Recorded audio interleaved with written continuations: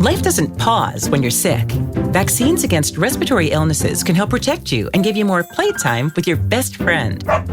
Depending on age and health status, vaccinations for flu, COVID-19, RSV, or pneumococcal infection may be recommended. Vaccines can help keep you from having a rough time. Learn more at cveep.org/vaccines-protect. Brought to you by the American Lung Association and CVEEP, fighting infectious respiratory disease. 911, what's the nature of your emergency?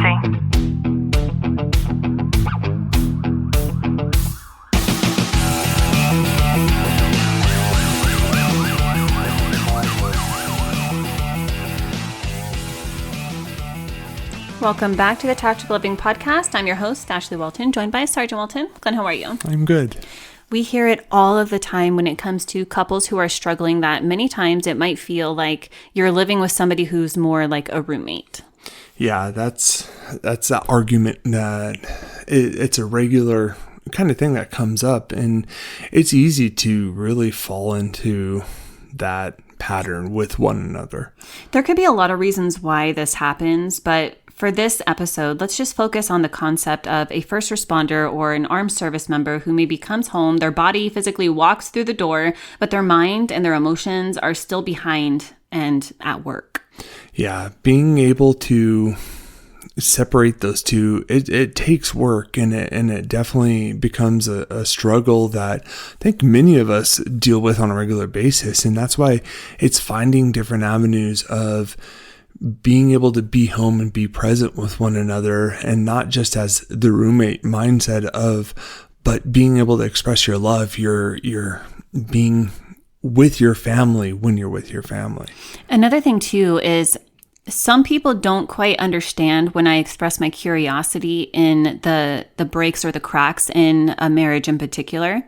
And a lot of the times it might seem like I'm siding with the person who maybe stepped out on their marriage or whatever the case may be. But I'm always so curious to try to understand how certain things happen. And so if we're taking the concept of a first responder who maybe they cheated on their wife with another police officer, to me, that's it makes perfect sense why something like that would happen. And again, this could happen for a million different reasons. We're still talking about that same police officer who can't shut work off. And so if you have that police officer who's unhappy with his marriage for whatever reason, and that communication barrier has been broken down, the intimacy has been broken down, and they decide to get into a relationship with another police officer outside of their marriage, I can understand that because they still want to have that on work all of the time. And what better a person to have that with than somebody who also is on work mode all of the time. Not to say that it's an okay thing, not to say that it's a healthy thing, but when it comes to human behavior, it makes sense why that type of path exists so often.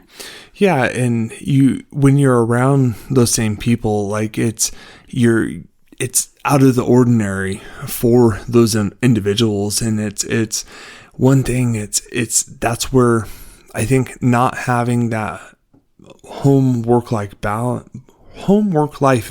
is a struggle for a lot of people to be able to separate your work from your home life. And if you're always fighting to stay at work and to find that avenue for yourself, it's a struggle. I'm thinking about a female whose police officer husband had recently stepped out on their marriage, and they're going through a divorce. And another aspect to this is actually the flip side to it, because this female in particular, like her whole entire concept of content online, no matter which MLM she's involved in selling products for, was always like, my husband's a cop and my husband's a police officer and when you're a police wife and. So what if that police officer, and again, I don't know the intimacy of they're split up or whatever.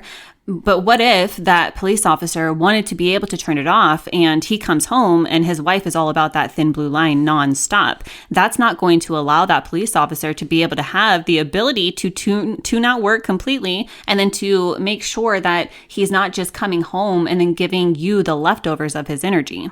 Yeah, I think it goes on both sides, to where if I could truly see if that individual's going home and they're like, well, I just want to come home and be with my family. But then it ramps up into, it's like a different avenue of work of being that first responder when they wanted to shut it off. And it just keeps coming full circle time and time again, to where we've talked about this numerous times of, the spouse being so invested into what their other spouse does for a living that you're not able to create those boundaries. You're not able to have that divide between your work and home life.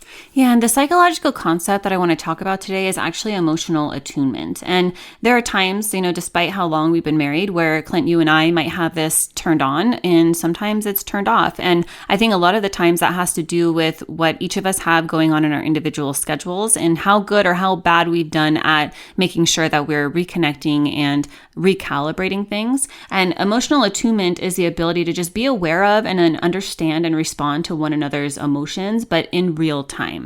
Yeah, it's having those conversations, having that, being present in that moment with one another, and knowing like if there's a lot of stuff going on to where you get spun up, it's being able to rely on your spouse, relying on your loved ones to say, hey, like I need a break right now, and let's just go out and do something mindless to where we're together and we can have that time. Your emotional attunement often breaks, I think, because that emotional fatigue and the compartmentalization, and this could happen with either spouse. And I think that you might have habits that protect you when you're on duty, but they actually isolate you when you're at home. But there are a lot of ways that I think are important to address as to how you can lose that connection, especially in your marriage.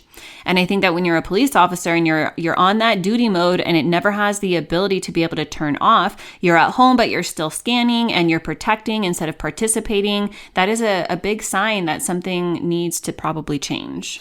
Yeah, and I think that's important to have those communications, those open line of communications with your spouse, with your loved ones, to be able to be present, to show up and find avenues outside of what you do on a day-to-day to be able to, have different ideas, to where, like Ash and I were talking about, well, let's go out and do this today, and having that to where it's out of our normal routine, it's out of that normal experience that we deal with on a regular basis, to be able to just connect and spend that time with one another. Yeah, I have something else on here, and I'm going to explain why it might not necessarily apply to you, but I put on here that communication becomes transactional. Now, I'm in a group chat with some females, and not too long ago, one of them said, Ashley, I always love it when you hit us with the bullet points, because, there might be this long conversation going on, and then I'll take all that information together and I'll create a concept or a response, and it's always like, okay, so number one and number two, and my natural cadence is very direct, right? I'm very cadence driven. And so when it comes to my communication style, I'm very efficient, and a lot of people struggle with this because they might bring that back into their home, be transactional, be efficient, but then they're not having those emotions that are still intertwined. Clint, you and I, we have structured our marriage very much transactional, but I'm French and Italian, and so there's no way that, I wear my heart on my sleeve. I think I am like the epitome of that. And so I think I do a good job at trying to make sure that those emotions are never missing, even when we're having these transactional conversations. Yeah, you in having those conversations, because if everything's always transactional and per se emotionless, then you feed off of one another, and it's important to be able to have that input, to have that emotional response when you're having those conversations and dealing with, the good, the bad, or the ugly. I think too that transactional behavior might not even seem like you're doing it. So one way to be able to rebuild this emotional presence within your marriage, I think, is to make sure that you're checking in, but you're not just checking boxes. And what I mean by that is go beyond just the, hey, how was your day? Because when we do that, we're actually showing interest and we're further inquiring instead of just putting that sort of blanket statement that we might just ask anybody. Yeah, when you have that open line of communication with one another, and it's just not that blanket statement of, hey, how was your day?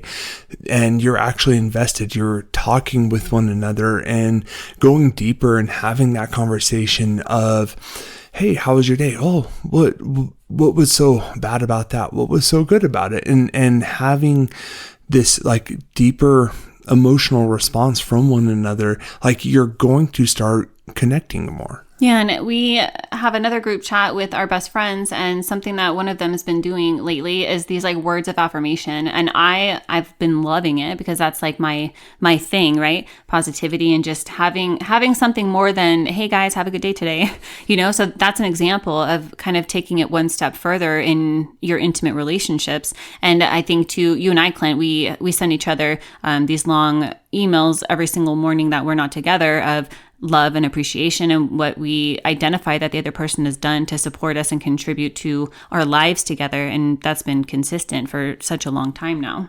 Yeah, it's being able to, because you're not only doing it for yourself, you're doing it for your loved ones. And when you recognize that, you're doing something, you're going outside of your ordinary, finding those avenues with intention to say like, hey, I went out and found this quote for the day, and I'm finding this positive affirmation. This is what I'm going to live by today. And stuff starts resonating with you more. Stuff starts sticking with you more to be able to really own that for yourself on a day-to-day basis. I just noticed it's November 3rd, and my tan, I think, is a little bit darker than yours.